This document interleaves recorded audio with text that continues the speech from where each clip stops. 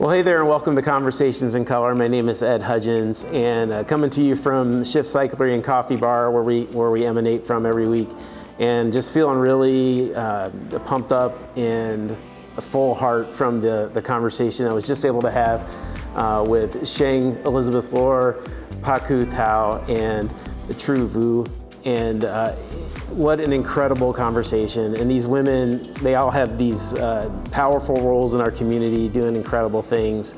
And it was such an honor to sit with them and to learn from them and to be inspired by them. So I'm excited for you all to engage in that conversation. But before we dive into that, I want to take a moment and mention our great sponsors. I want to thank the University of Wisconsin at Eau Claire, obviously Shift Cyclery and Coffee Bar, Converge Radio 101.9, Pablo Center at the Confluence, and Uniting Bridges as well. Thank you so much for all of your partnership and help in making this happen. And I will mention too that we have three pillars for this show that we hold to: honesty, humility, and humanity.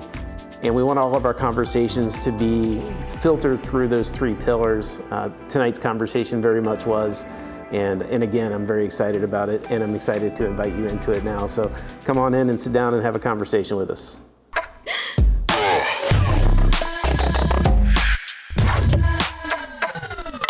Well, good evening. Hello. Welcome. I'm not as familiar with our guests tonight for the show. So Sheng, I'm going to depend on you a little bit. Yeah, I got this. Yeah, it's just to introduce our friends here. So we have with us the most beautiful women in Eau Claire. We have True. I suspected. We have True Vu, who works as the executive director for the Hmong Mutual Assistance Association. Mm-hmm. And then we have Pakou Thao, who works for Black and Brown Women Power Coalition for the program Power Up Eau Claire. So maybe you can each talk a little bit about your roles and your organization. You can go ahead. What do you want me to? I guess I can go. Okay. You kind of put me on the spotlight. So I am with the Black and Brown Women Power Coalition as their lead organizer for the Power Up of Eau Claire. It is a program aimed to, help amplify voices of minority, especially when it comes down to like civil. What's the word I'm looking for? Civic engagement. Yes, the civic engagement, and yeah. Awesome. Mm-hmm. Yeah. Now you're doing a lot of good work right now too, with the election coming up. So yeah. Well, let's not talk about that yet. I'm still a little bit drained from that this morning. Yeah, and so I am the executive director over at the Hmong Association. So I wear many hats. I am definitely there to make sure that all the programs are running successfully, building network, and building relationship with other organizations, collaborating, with our org, with other orgs, making sure that we bring resources to the Hmong community, serving all those who walk into our doors, whether they're Hmong or not, and really figuring out what the needs are in this community. So we're just here advocating. I think Pakou and I, we advocate and we support and we give our love and we just really care about the community. So I think that's where we're very similar in many ways. Well, and Sheng is right there with you with the Social Exchange Project and all the things that she has going on. So we were talking before we actually, officially started this conversation about like improv and stuff like that. That directly relates to it. Well, you know what? It probably does, in that like you got to be able to think on your feet. And I mean, if you're doing anything in the political world, there's going to be curveballs all the time and you got to. Very true. So, and I, as we were talking about it, like we could talk about that for this whole hour, but my suspicion based on the things that y'all are up to is that maybe there's some more pertinent stuff we can get into. However, I would say, I would encourage everybody to consider the value of improv and doing a drama class or something, a theater class or something like that. I took drama in high school. I did 2 years of it. Yeah. So And it was what really drew me out of my shell. mm-hmm. and I rapped as a part of our talent show. Like it was the first time I ever rapped in front of people. Trust me, you don't want to hear it. I do, actually. But yeah, it was really meaningful to me. And so it's fun hearing y'all talk about like, you know, now Pakou, you haven't acted like you're real interested in diving in on that just yet. She will, though. She will. I'm more like a preparation person. You know, I like to be prepared. I like to know what I'm doing. No improv. That's like the opposite of improv. Yes. Yeah. But you know what? I do really well like on live shows, you know, because I sell like traditional clothing. So like, It's just like that. I know, but like it's so different too, you know? Like you don't actually have audience. You just have you. You said what you want. Yeah, sure. Yeah. So, I forgot that you did that. Yeah. I would think that if you were live streaming, that's actually more intimidating. no, it's not because no one's there with you. It's just you and a camera. Yeah. So The world has Yeah. access to that. but then they're right? like on screen. It's a completely different world. You know? I get that. Yeah. Yeah. It's a different feeling. And then when you're done, you're engaged with them. They're engaged with you, but you know, you're not like looking at their face and being like, oh my God, like how did they take this? Or no one's laughing, no one's doing anything. Like there's no crickets after a joke Yeah. that you say. You expect the crickets. Yeah. Prepared. You know, you're already prepared. The crickets are there. Yeah. But then like with live though, people like They can write interact. chats, Yep, right? they can And interact. Sometimes they just don't respond, and then that's when you're like, oh, this is the cricket. Yeah. But majority of the time, it's like you're. I don't know. It's completely different. You know, you just do you. You are you. People love you being yourself. And then at the end of the day, you can private that. Private, make sure no one's screen recorded. Nice. Well, you did mention before we started too that you're not a fan of The Office. So I think we probably won't be able to figure out that conflict in this conversation, but maybe we can work through that some other time. Maybe I just didn't take the time to like sit down and watch it, but I always thought that, what are they doing? They're not prepared. It's hilarious. They're not prepared. I'm genuinely hurt that you don't like I'm sorry.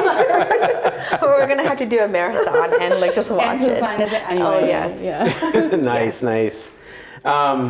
Well, okay, back to other stuff. So, it's in the Hmong Mutual Assistance Association. Is I've been in Eau Claire for I guess going on 16, 17 years now, and I've been aware of that organization for a long time. Can you talk a little bit more about what the organization has been about traditionally? Yeah, so the funny thing is this is its like 40th year, and we're planning on doing a celebration too in the future of this year here, but it's really to celebrate how far the Hmong community has come too.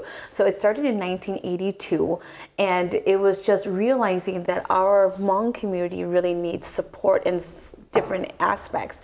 So it was like, work, job force development to getting their citizenship, reading, writing, all those different things. And then it evolved into, addressing different types of like issues, social issues, like, how does domestic violence look like, sexual assault, all those things, and, how do we take care of our youth? So, all of these things have kind of evolved, and so I am so happy that the Hmong has decided, hey, we need to take care of ourselves too, and who better than to know ourselves than ourselves, So then that's why they all came together, and it's been wonderful to know that this association has been alive this long in Eau Claire.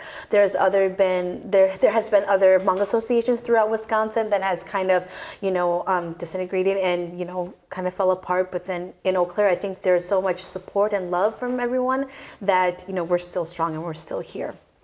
That was just, if it was 1982, that was just a few years after Hmong folks started coming to the Chippewa Valley, right? 1975 was the first. Like 45 years now at this point. Yeah. Yeah, wow. Okay. So, I mean, right from the get-go, it's awesome that there was an organization that came about from virtually the get-go to speak to some of these issues. And we've talked on this show before about just trying to humanize and really tell the story of the Hmong experience in the Chippewa Valley, well, in America, but in the Chippewa Valley in particular, and talk about we had a show early on in the first season about being Hmong in the Valley and hearing stories from just incredible Dang Yang and Ka Bang was on the show, and we talked about their personal experience, their family's experience, and me too. yeah, I know you were on the show too. You were on the show too. What I remember though is amongst the three of you, the varied experience, the varied kind of experience, because of like where you were generationally compared to when the folks first came over and stuff. I would advise anybody who's interested in knowing more about this to go back and watch that particular episode. It's one of my favorites. So it's sweet to think about, okay, so like, not only, we have this incredible Hmong presence, the Hmong community in Eau Claire is one of the reasons I like being in Eau Claire. It's what that community has brought to, the larger community has been beyond valuable. And brought a lot of flavor. Like every cultural influence that comes into a community is bringing flavor. And I just didn't know much about Hmong culture at all before I moved here. I grew up in Virginia where we didn't have a Hmong population. We might have had some Hmong, but most of our diversity, it was black, white, some Filipino, and then whoever the Navy brought in. So it's been great to learn a little bit about Hmong culture and the history and everything. So Pakou, instead of giving you a hard time about the office, the organization you're part of, the Black and Brown Women. Yeah. What is that group? You talked about advocacy, but what's the group really trying to accomplish? So we kind of have two part. I think the Black and Brown Women Power Coalition itself does a lot of like training for advocates in domestic violence, sexual assault. We are a coalition, so we're statewide, and we help train other orgs on the issue that pertain to the Hmong culture, right? Hmong people. My job as a Power Up program is to, engage our community. And I think when I speak about community, I am the most passionate about our youth, our Hmong youth, who I think hasn't really had the opportunity or haven't really, for 45 years, right? But we really don't know what civil engagement really is. So that's my part in Power Up. Okay, so that's interesting. So if you would talk a little bit more about that that dynamic of the civil engagement piece not really being a part of civic engagement piece, not really being a part of that the Hmong experience, especially for youth. Yeah. And why is that? And I think speaking from experience, I think just I was born in Thailand. Came over when I was 6 months. I, don't have any experience about living in Thailand, but I do. Like, I grew up in the U.S., and I think my parents they didn't know, and they never taught it. And I remember going to school and reading about like Martin Luther King Jr. and what he has done, right? And then kind of reflecting back on that, and the only person I can kind of relate to is, our General Vang Pao. He is the person that kind of like paved the way, but I didn't see anyone that looked like me or that like spoke my language that did civil engagement, social justice work, right? So I just was never part of it, and I think that's our youth, and still today, I think there's a little bit more now, but I think we're still really new to that portion, even I remember my parents always telling me, like, oh, go to school. When you go to school, don't say anything. Don't cause trouble. Don't cause trouble. Just be quiet.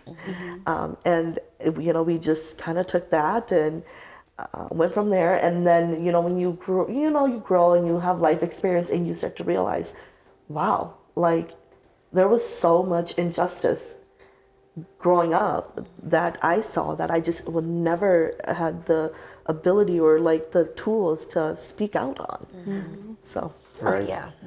So here's the secret too. I used to work for the Black and Brown Women Power Coalition, and that was my she is me. and I'll be honest, like I didn't like politics either. Yeah. Politics was just something that was not very, something that you enjoy learning about until like you realize the power of your voice, the power of what one voice can do and how it can create a chain of reaction if you bring things up. If you're at a place where people are willing to listen and to hear, you have to be able to put yourself into that vulnerable situation. And I think a lot of people are afraid of that, to be afraid to be rejected, to be afraid to speak out of the norm, to go against the grain. And then, we grew up being like young women that are Hmong too, and we're really taught to be like poised and quiet and gentle, and I here am the we opposite are. of that. Right, exactly. I was taught that was the opposite as well. We are this loud, crazy tornado coming in and making movement, doing changes, and it kind of scares some people, but at the same time, it's a good thing that it's happening. And I think that now we're here, it's really learning to empower our youth, like you said, empowering those that have walked before us, and thank those that have paved the way to continue to do that work and bring build people the along. leadership Yes, exactly. that will come after us. Yes, exactly. Because we can't be doing this forever. I know. We can, but we want to duplicate ourselves. Right. Like tonight, I was supposed to be at that school candidate forum. Oh, and at I'm Memorial. Like, and I'm like, okay, I can't be two-person. And I already made this commitment, so I had to ask someone else to go for me.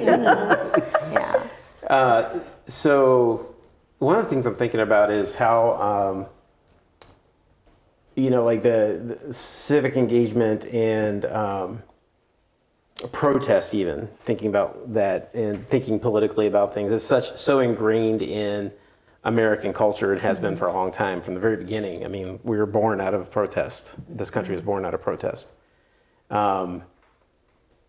I don't, to me, from what my understanding of Hmong culture and really most of Southeast Asian culture, that's not like an ingrained part of the culture, right? Though I do want to say Hmong people has always rejected certain portion, like we have a history of always being fighting against what's not what we don't think is right? Yeah, that's like unfair treatment. Treatment. Yeah. So we do have that, but we didn't do it in like a political social justice arena. Right. Where it's more organized, maybe. Okay, so the difference there is the organization, you think? Well, we were very mountain village people, so simple. Very simple people. Where, money wasn't like a huge, like it was just more about community, love, brotherly, family. It was just all about that. Yeah. And so then when people try to come and change our ways or like try to convert us into something else, and I think that's when we say no. Yeah. And eventually it goes to battles. And, Right. Yeah. So I think it's remarkable. I mean, really, when you think about the Hmong community hasn't been in this area for very long when you think about it. Big picture. And to think about the kind of shift y'all are making to have your voice in this kind of arena, the way that you're doing it, is pretty remarkable in 40 something years to have that happen. So we had a couple years ago at the church where I was at the time, we had a supper that we planned with one of the Hmong churches in town. And listening to some of the testimonies from some of the folks at that church talking about how when they came over and what it was like and how they were treated. And one of the things that I have learned a lot about personally from just observing and learning about Hmong history, especially here in the States, is resilience. And also for a culture that, you guys talked about, and to say a culture, I'm sure different regions where Hmong folks are found in Southeast Asia, the cultures are different depending on where they are. But for a culture that, is from the mountains and simple as you guys describe it, it's just remarkable how well your community has adapted to living in the upper Midwest. And I'll be honest with you, we are adapters. I think wherever we go, we are historically, if you look at history. And we have not lost our culture, our language, because we adapt well, but we still keep what we have. So we have Hmong that live in like France and Germany, Australia, and whatnot. But if you were to go there, we would still speak the language. We don't have a country of our own that says this is the Hmong country. But because we have countries. Yes, we have countries. We're all over. Yeah, we're everywhere. Slowly taking over the world. Yes. But you know, it's we have to learn to adapt, but at the same time we know who we are. And I hope that we continue to give that to our younger generations. I think we stay true to who we are and take in what we can and change. You know, it's always changing. You know, I think if we talk about history, we were coming down from China down to, you know, Vietnam and then Laos and then Thailand to America and then to all over, you know. So the ability to just change but be who you are is amazing. Yeah. I would imagine that's hard. I mean, so I'm just thinking about like I've had a couple of experiences just on short terms being in different cultures that different the language than mine. And how difficult that is, even just for a short time. I'm thinking about how difficult it has to be to it's not like you're maintaining two different identities, but on the one hand, you're trying to assimilate the parts of the culture that you're in that makes sense to assimilate, and at the same time maintain your heritage. To me, that sounds difficult. It is. And actually, so I'm taking a philosophy class, and the reading was exactly about this, like your ability to take in, you know, two separate. It was actually talking about like philosophy, like American philosophy and Native American philosophy, and how one can benefit from the other, right? And it talked about like the differences and, you know, how Native American take things a certain way. But my point is, it is hard. You know, it's not easy, but it's doable. I think it's in our genes. I want to say genetically, we're used to it and we know how to do it, and we do it really well. But I think, you know, living in America is not an easy task for anyone.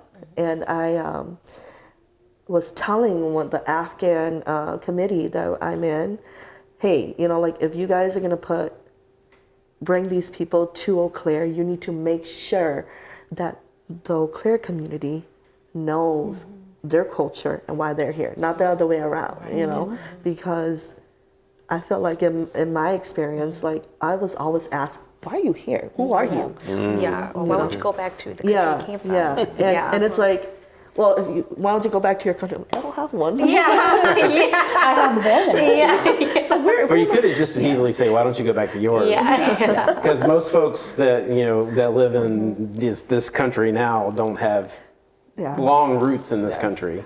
Yeah. So I think we had that conversation too about like that the education piece needs to be there for the community. And so it's not just about access to resources like housing and employment. It's really that the community is welcoming and understanding of their history, their language, their cultures, and things like that too. I know with our association, we are going to provide a family, you know, from Afghan. I've heard that. And so, you know, we want to make sure that we've also volunteered to put in furniture and to provide them furniture too. So when they come, they don't have to spend money on those things. Yeah, I think that's, but the thing is, you know, with our agency, we have to be very specific and know like the type of furniture that they would probably want and need.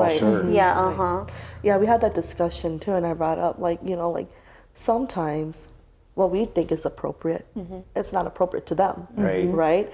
I want to speak on an experience I had, and I remember a teacher, I took a speech class because I wanted to like, you know, be more have the ability to speak on stage. And I remember the instructor told me, well, you have to be able to look us in the eyes. And in our culture, that is a Right. no. Yeah, No, it's you not don't. something we do. You don't look someone Right. in the eye. You know? I'm still learning. I know, me too. Sometimes my eyes As we're laughing. So I'm like, oh, this is awkward. But what is appropriate to the American culture is not always appropriate to everyone else. yeah. That's right. So we have to be very mindful and culturally aware that, hey, you know, like just because we think it's okay, we can't push who we are into these people. You know, we have to allow them to blossom Yes. on their own. I think, you know, the eye contact to like shaking hands, right? Like in the Western world, men and women can like shake hands but like in the Hmong culture, you would never go don't up to really an do elder that. to like shake. Like I would never go up to Right. someone and shake their Yeah. hands. Right. Yeah. And definitely not hugging. No. Yeah. Uh-huh. Yes. Yeah, that's why I didn't offer my hand or a hug to either one of you. Now you're different because I know you. I'm a hugger, that's why. Yes. But like obviously if I was in my own community, I probably wouldn't do that Yes. with Yeah. an elder Yeah. of the Yeah. opposite sex for sure. No, that makes sense. That was something we talked about in preparation for that dinner I was talking about. We were getting together with the leaders of the Hmong church to talk about like what are things we just need to be aware of, and that was one of the things they specifically talked about. Yeah. But you'll bring up a great point about when you're talking to one of these families from Afghanistan. Not lumping them, like, of course there are cultural similarities amongst Afghan families, but each family's got its own dynamics, and you can grow up in a different, I think of India, for most people who don't know anything about India, they just think it's a billion Indians. but the truth of the matter is there's like over like something like 300,000 language groups in India. And so each one of those has their own culture, their own worldview. Yeah, there are lots of similarities, but they're still different. And I think about the three of you sitting here, people looking from the outside, oh, there's three Hmong women sitting there. But all three of you have different We're experiences. exactly the same. But you're not, though, because you like The Office and you don't. And my guess is that there may be differences that run a little deeper even than that. Yeah. Although that's a pretty important one. So I think that's a great point. And it's funny, something that you said true about, no, it wasn't, it was Pakou who said something about, it's not easy to live in America. I'm like, well, I'm a white male. So, if I choose to ignore what everybody else has got going on, it's really easy for me to live here. And you can blend anywhere you go. Yep. Yep. Wherever you go, it's like, That's right. Yeah. That's right. And I think I say that because it's important for the folks who might engage with this conversation or any of the other conversations that we have with this show and on Sheng's podcast, that just recognizing like there's so much below the surface of what you're seeing, and you all have your own stories to tell that are different than just the fact that you're Hmong women. That's not your whole story, So, and I'm loving that I'm at least getting a glimpse of the different stories in this conversation. It's great. So you mentioned that you were born in Thailand. I was. Okay. Were you born here too? I was not. I'm also a refugee baby too. Yeah. I came here in 1987. Okay. And I was a year and a half. Okay. Yeah. What year did you guys come? I was born 89, so we didn't get here until probably, my sister is 91, so we probably arrived in like 89, 1990. Okay. Yeah. So what is the when did folks stop coming from Southeast Asia, Hmong folks specifically? They're not still folks coming over, There right? was, and I think it was like early 90s was when the first wave stopped. Okay. And then 2004, 2005, 2006, 2007, Okay. there was a second wave that came. Okay. Yeah. And I remember that because I was in high school and we were tutoring the new wave of the Hmong Thai that came at our church. So, Gotcha. yeah. So let me ask you this: how I read a little bit about you on a Volume 1 article. So you talk about the importance of maintaining the language. So that's I kind of want to zone in on that for a second. Why is that so important? I think because one, it's a part of our identity too. And it's so special because I think the Hmong language is a tonal language and it's a little harder to learn, but at the same time, it like really brings you back to who you are. Yeah, and the thing is, I used to work at a school and I would see kids who only speak Hmong to kids who can speak both or bilingual, and then some who don't even know their language who wants to learn it. And so I think it's just really important that we continue to keep this going. So teaching it, making sure that we have books that can actually have children read it too, I think is important. I think that's where we kind of lack that. Coming from an educational standpoint, there are books in Hmong, but we don't have books that teach about like rhyming. Or we don't have books that have like alliteration. Like the dialect. So, just repetitive word, like as I'm like teaching kindergartners, we have books that's like really easy. Like I see a school, I see a bus, I see, a store, and in Hmong we don't have those really simple books, so you can see those words and repeat it all the time, so it gets ingrained into your mind. I do just want to mention too, because our language has always been like an oral language, and it hadn't actually been a written language until just the last couple decades. I think so. Yeah, the missionary actually was the French missionaries that made the language a written language. I think a lot of our history is passed down through oral, so I think that's why it's so important to there's nothing we can refer to. Yes, exactly. Right, like we've never had a language, the written language, until the French missionary came up with it. I think it was like the early 50s was when they came. And then from that point on, that we do. But our stories were passed down by orally. So that's why it's so important to continue that. And I think that is one of the reasons why we thrive so much in places that you would think that you can't thrive in, right? Like throw us in the desert, we will thrive. We'll find water. Throw us in the mountain, we will make fire, and so I think that's part of it. And I also think too why it's so important for us to make sure that we keep this language going is because we don't have, like we talked about, we don't have a country where we can go back to and where there's like all these like native Hmong. So it's like you go to Japan, they speak Japanese. You go to China, they speak Chinese. And we don't have that. So I think that's why it's so important that wherever we go, in whichever country that we're in, we continue to do that. And we have so many different beautiful dialects that we have to make sure that they're and you're developing new ones too, right? I don't know. We can. I think we are Monglish. That's what I'm saying. Because like my guess is so I grew up in Virginia and I had a different accent. Now my accent was never as deep as my parents. My parents sound like they're from the country sometimes. But I grew up in a kind of suburban area in Virginia, and I had a southern accent. And then when I moved up here, what little accent I had went away, because you get influenced by what's around you.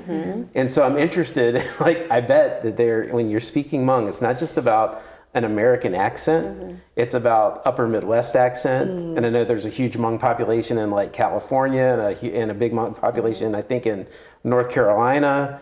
And then you have Hmong populations in Europe. And it would be interesting to understand a little bit about how the languages that are being spoken locally in those places are impacting pronunciation and stuff. It really is, because if you go to the Hmong and the Chinese, in China, their dialect is very different. And sometimes like you can pick out words that we can all understand, but the other ones you're like, what are they saying? But they say it so beautifully that I want to know what it is.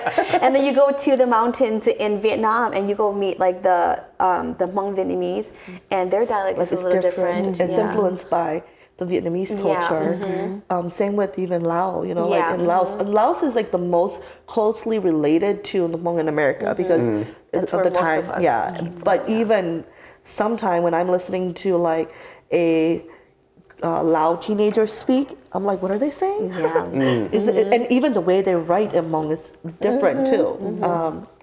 And so I think just in the U.S. here, I joked about Monglish, but I think we use that a lot. We do. Yeah. But I think that's I love it because one of the I would say, drawbacks to mainstream American culture. I don't know if that's the right way to say it, but, we speak English and nothing else. When most people in the world have more than one language, even across the border in Canada, you have a lot of people who speak both French and English. Like I talked about India, however many different language groups they have there. And so, it's not uncommon in India for people to speak 5 or 6 languages, and they're not necessarily like highly educated people, but just practically to be able to maneuver in their society, they have to know these different languages. I think we could use a little bit more influence like that here, personally. I have a friend from Laos, and she has three girls, and she told me that all her 3 girls can speak Lao, English, Mandarin, and Hmong. That's 4 languages. Yeah. And I'm telling my daughter, can you speak 2? Like, 1.5. 1.5, because Hmong is still, she's a little rusty. I'm like, they're speaking 4, and they live in the mountain. You live in America, you only speak 1.5. But that's part of American education system. Even, I took 3 years of French because it was a requirement, to either do 3 years of French or 2 years of a language and 2 years of a different language when I was going through high school, which was a long time ago. I don't remember with French even. I remember like how to ask what time it is. And tell you what my name is, je m'appelle. I can do some of the stuff, but and I learned enough Spanish to know how to ask like where the bathroom is, which if you're in Mexico, that could be a pretty good question to know. Yes, I think one of the most important questions is where's the bathroom. That's right. Yes. That's right. So I wish that I wish that the area where I had grown up had been more multicultural in a more embracing, accepting way. Not that like we had a pretty large Filipino population in the area where I grew up, and I had Filipino friends. My sister married a Filipino man, and a lot of respect for Filipino culture and Filipino food. Yes, they do have really good food. Yeah, but it would have been cool to, I think about people who grow up in other cultures in other places around the world, and the fact that they are learning multiple languages and speaking multiple languages from a relatively young age. And I'm a little jealous. It's never too late to learn. Yeah. Though. I feel like if you always have exposure if you know how to speak 2 languages, or like once you learn that language, it's really easy to pick up like a 3rd and 4th language. Sure. Yeah, I speak English and Hmong, and then I took Japanese in high school. And in Japanese, they're kind of like the Hmong too. The connection that you can make is when we say wear hat, we don't say wear hat, we say dongkomo. When we say we wear our socks, we don't say wear socks, we say Thao. So like the direct way of how to put on something on different clothing, like we have a word for that, like and in Japanese, it's the same way too. So when I learned that, I'm like, I made the connection really quick. Okay. And then for my English speaking friends, it took them a lot longer to make that connection, saying that, there's a word associated to that. Right. And then our language is a tonal language too. So then if we were to learn Chinese or Thai, it's easier for us Sure. to hear those That's tones. a totally different thing. Yeah. Because I have noticed though that like our kids are not hearing the tone as well, and I'm not hearing the tone as well as my mother have heard it. Yeah. So it's slowing down. Like my kid, when she talks like a white person. And Hmong, I'm like, why is your Hmong so broken? And I think a lot, so like when I listen to people, I take in everything in Hmong, and then in my brain it translates over to English. But my daughter, she takes in everything in English, and then it translates, it doesn't translate. So like when I'm speaking Hmong to her, she's like English thinking, and the way she speak would be like kind of like broken Hmong, like your primary language then you would consider is Hmong then, Yes. right? Okay. Yeah. That's why. Yeah. Well, and that's I think it speaks even more to why it's so important for the language to continue, even if it morphs and changes over time, which language always does. But I think about like that dynamic of your child thinks in English first, their child will think in English first, and it's just going to be Hmong takes more and more of a back seat the more ingrained in the local culture they are, and that's so. I mean, I can see why it's so, especially the fact that the language has only had a written form for 60, 70 years, whatever it's been. It totally makes sense that you want to preserve the language. Because stories that I used to hear my mom tell me, my daughter has never heard it, So I always talk about play. Oh yes, the tiger and the girl, and she doesn't know that now, So I think preserving the language is so important. In every household, I think we have to make it a priority. Right, yeah. And I think that's why I was so happy to hear that we were able to have Hmong classes at the schools. I don't know why it took so long for us to have the Hmong language, we had French, German, I have Spanish, ideas about why it took so long. yes, but it's just, I think when I was at the school, I started a Hmong club, and then that year was when they also started the Hmong classes.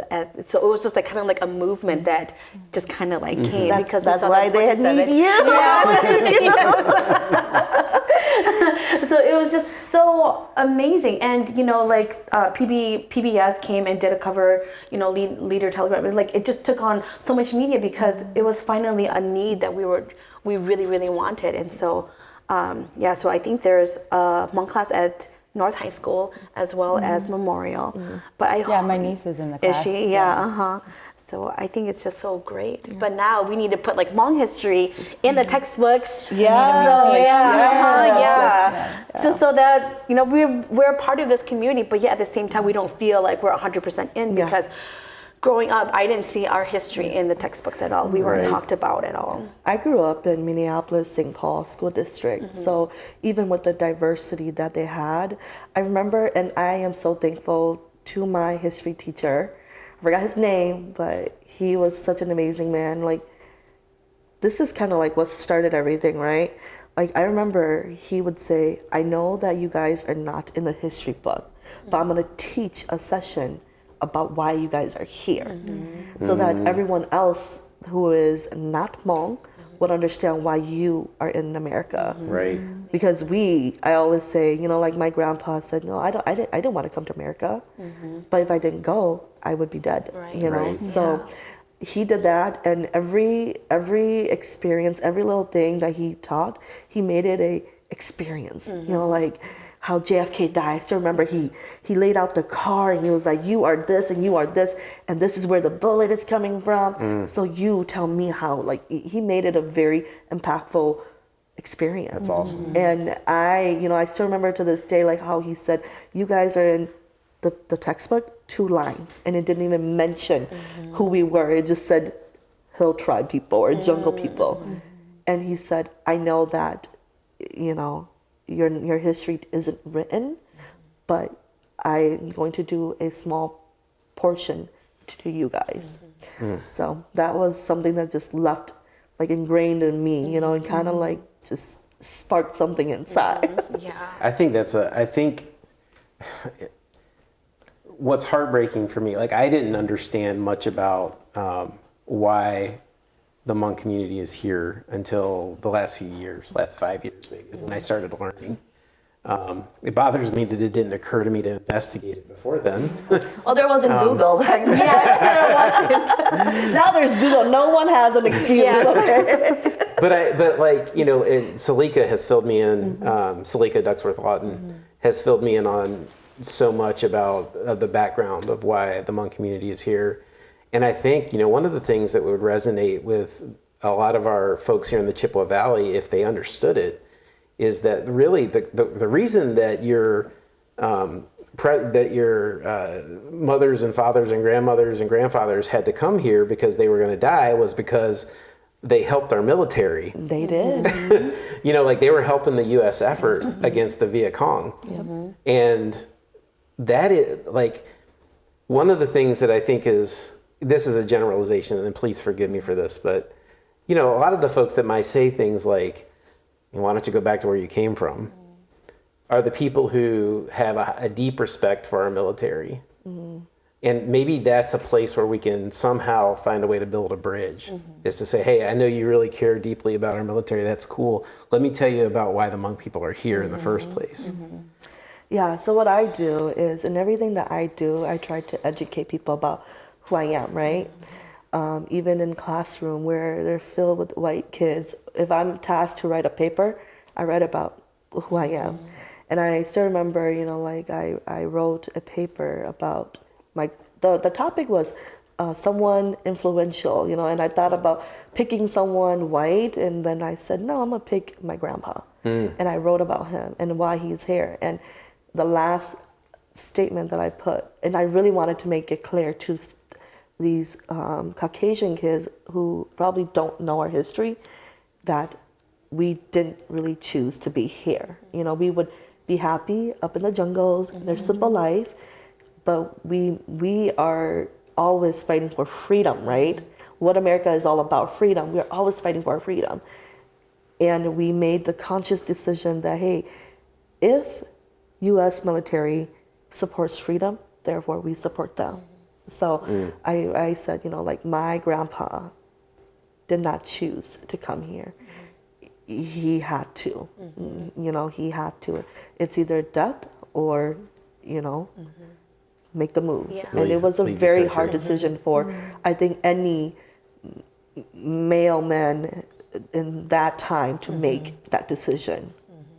Sometimes, when you think about the Vietnam War, sometimes you think it was like so long ago, but the reality is it wasn't, because we were all impacted by it, I remember, I don't think people realize the trauma and all the horrific things that the Hmong folks went through trying to survive to become even refugees. And even when they were like in the refugee camps, like life wasn't any simpler or any better. They were still treated really badly. And, so to come here to the United States and then, and like, of course, there are those that didn't really care for us and didn't really know for us, but I am still so thankful for people who do love us and who are accepting and cherish us. Like I am still in communication with my preschool teacher. She like helped me with so many things. Yeah, took us out to the fast food restaurant and got to play at McDonald's. And like I remember. Her husband David like put ketchup on this like on our cup, and I'm like, what is that? Is that blood? So it is to never forget all the horrifying things that happened. Like my mom she doesn't like to listen to the 4th of July, and the 4th of July is a day where we celebrate our independence, but she hates it because it reminds her of bombings and shootings. So she has that trauma, but at the same time we have to celebrate the people who love us and helped us. This is going to sound trite, and I apologize for this, but I wish somebody would make a movie specifically about that part of Hmong history, working with the American military and the Secret War, and then.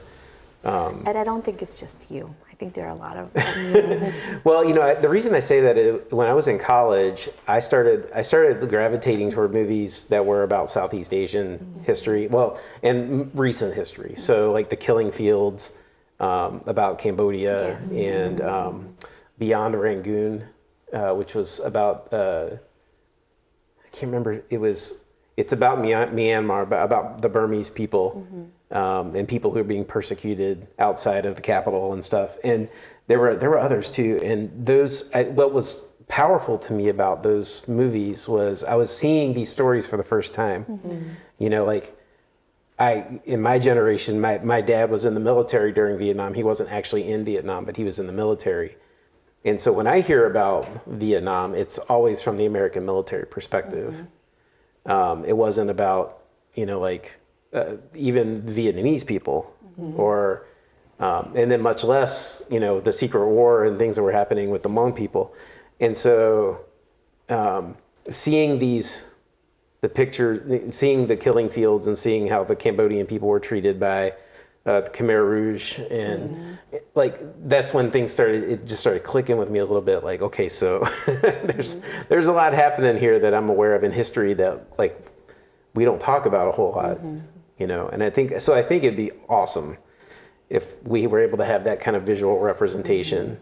I think in the same vein as the oral storytelling, it's like, you know, the way we tend to gravitate as people is from the spoken word to the written page and then to the screen. Yeah. You know, so if we can get that on the screen, I think it can be very meaningful. Yeah. Yeah. I mean, the closest we have is Gran Torino. Yeah. You know, I thought that was a great movie until I really like dive deeper into it. I'm like, you know, I'm, like you said, very thankful for the opportunity that certain, you know, for the actors and really like paved the way. But like you said, I would like a more accurate movie. Well, I'll tell you what was great about that movie, from my perspective, is how ignorant Clint Eastwood's character was. That was what was great. Is like, Hmong, where's that on the map and all this kind of stuff. Yes. And to me, that was powerful because there are a lot of people who that's how they would respond. You know? I agree. And I think that globally, no one really knew about us until Sunisa. Oh my God. Like when the Olympics, they're like, okay, Hmong, who are these people? Right. So she really like threw us. She put us on the map. Like, she will be written in history. The Hmong history. She is amazing. So. Yeah, because we've always had like I think a lot of people that paved the way, you know, like actors and whatnot. But she was the one who like, where it was like a worldwide recognition of I who think our parents, we focus more on like education, right? And where we were paving the way, but through like changing laws, you know, what the work that you and I do. People don't see that. You know, they don't see that. But Sunisa, she put us right on the map and said, these are Hmong people. We are Hmong people. And so that you and I, when we do our work, we're like, we're Hmong. Like, who? Oh, Sunisa. You know, Sunisa. Well, I know for me, like, as you know, as I have engaged with our Hmong community here more and more, you know, if I see the name Mua or Sheng or Vu, like, I'm like, okay, I know, you know, I'm familiar with that. That's it feels like home. And so I'm hoping that, you know, things like winning that gold medal. And I keep hoping that we can get Punya Zhang to do a concert in the area sometime, because she's brilliant. Like I just want to see more breakthrough into the overall mainstream culture of Eau Claire and the Chippewa Valley, and then beyond. I mean, I guess I haven't considered how fortunate we are that we have the Hmong community here, and it's not everywhere. You know what I mean? Like we get everything that's special about Hmong culture here, and not everybody gets that, which is really cool. And we're hoping to bring like more things, you know, because I'm this women with just plenty of ideas, just like brewing, and it's just like, how do I make these things come alive? And I think there's just so many things to celebrate about the Hmong, and I think for so long it's always just been associated with the Hmong New Year, but I think we have so many more things to celebrate. You and I, we gonna. I know. Let me say though, even the Hmong New Year is awesome. Yes, it is. And I only have been able to go one time, and then COVID hit. And when I went, though, I was only there for a little bit. I was there with my son, and he was a little overwhelmed. You know, and I went back and I walked through the food, and there was all kinds of fried stuff back there and stuff I wasn't sure if I should try or not. Try but next time. But I'm looking forward to the reason I talk about it is because a lot of folks in our area don't really know, unless you're part of the Hmong community, you don't know how awesome that event is. So even that thing that's really well established, you know, like a lot of folks don't know it's there. I would love to explore how do we build more and more connections between the Hmong community and the rest of the Chippewa Valley community. I'm firmly convinced that the more cultures interact, the better the cultures become. You know, we all become better versions of ourselves the more we're interacting. And so I want to, you know, if there's any way I can help Oh, there is. I'm telling you, there is. If you're offering, Let them through their ideas Oh, we have ideas. we will volunteer you to do things that We're ready. We're They're gonna ready. literally show up at your door with a contract tomorrow for all the things. Okay. Yeah. We're ready. You know, like I like to say, you know, there's so much that we can do, right? Yes. It's just kind of hard sometimes. Yes. So anyone who is genuine about helping, oh, I'm taking your help. I'm not saying no, unless, I mean, there's certain things that I would say no to, but there's a lot that I'm not from here. So like I moved here 6-7 years ago, and when I first moved here, I'm like, where's everyone? You know, like I was majority white, and recently I've seen so much diversity. You know, I think that there is a lot that Eau Claire can do. We have an amazing, you know, the Pablo Center. We have music out on the lake. We can kind of incorporate, you know, Hmong music. How about a Hmong night? You know, like stuff like that. That I think that you and I can bring to the table. We just need to be invited to the table. What if there was some Hmong music at one of the Sounds Like Summer things for Volume 1? That would be kind of thing? amazing. That is something that I've kept in my brain for a while and thought about doing. Yeah, let's talk. Yeah, Yes. I think that would be amazing. I have no control over that, but I might be able to influence a little bit. Yeah, I mean, you know, like I go to it every, you know, whenever it's open. I attend it, and it's amazing. I love the vibe. I feel like I've always said Eau Claire feels like, I'm from the city, so it's like it feels like the city. It has a city vibe, but smaller. Yeah. And I think we have so much potential in like just making it like amazing, you know, with the Hmong people, all the people in town, you know, the art, the music, all that is all, we are all somehow connected to each other. We just don't know it yet. And I think that Eau Claire has so much diversity.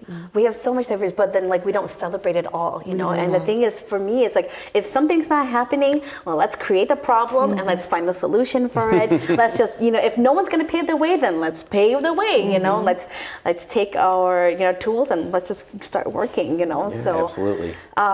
yeah, I think there's so much to celebrate, and I was so happy that last year L2 and I had their what was it, the culture. Yeah, I know what you're The talking about. cultural. Yeah, the Culture Fest, and then, you know, right after that was like the International Falls Festival, and I'm like, hey, let's put some like Hmong festival in between that, you know. And so my thing is I want to do like a summer Hmong festival. We have the Hmong New Year, which is like more for like the harvesting time, and I want to keep it true to the Hmong New Year. But then like let's have a Hmong festival too, because Hmong loves sports, soccer. Oh my volleyball, gosh, we're on the same page. team, you know, add food in there. Dance, please. Yes. That sounds awesome. You know, and it's just like, let's go and celebrate, you know, like all these great things. I think if the space, you know, is created for talents like True to join, I think there's so much opportunity there. I think we're just never given that space, right?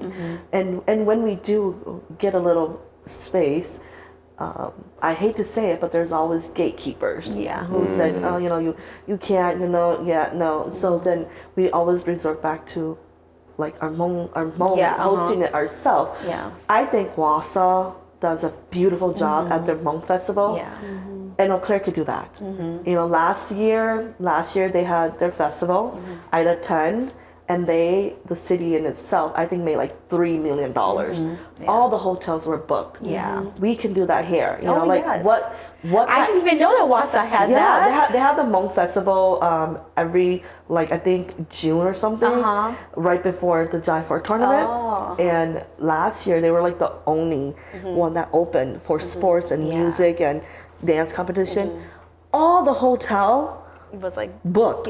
And the only one available are like an hour away. I mean, just imagine the revenue that Hmong people are bringing into the city. You know, that's amazing. We can do that here. We just need the space. You know, and the people, and you know. I've been planning. I kind of have a space in mind. You know, but Well, let me say a couple things. First, if I can help, and if this organization can help advocate and perhaps move gatekeepers out of the way if we can. We want to. Yeah. Secondly, as much as I hate to say this, is we're out of time. Oh, Yeah. no. I feel like we just got started. Yes. So maybe can we do this again? Yes. Yeah. This would be Absolutely. great. This has been so great. I'm inspired, and like, I don't often like offer to do stuff as a part of these conversations. Movers I and don't often shakers. not That's talk right. at all. I've just been listening and absorbing. Yeah, but I Yeah, I think was that's what wondering it if is, you were though. okay. It's like movers and shakers. Just this is what we do, and it's not like we do it on purpose. It's just because we have so much passion and love to like, It's who you and it's are. just so Yeah. contagious. And that's why I'm so glad that like I've had people in my life who are movers and shakers to pass this on to me. So, Yeah, well, thank you for the inspiration. Obviously, thank you for the information, and let's do this again real soon. Yeah. Sounds good. All right, y'all have a good night. Thank you. Thank you so much. All right.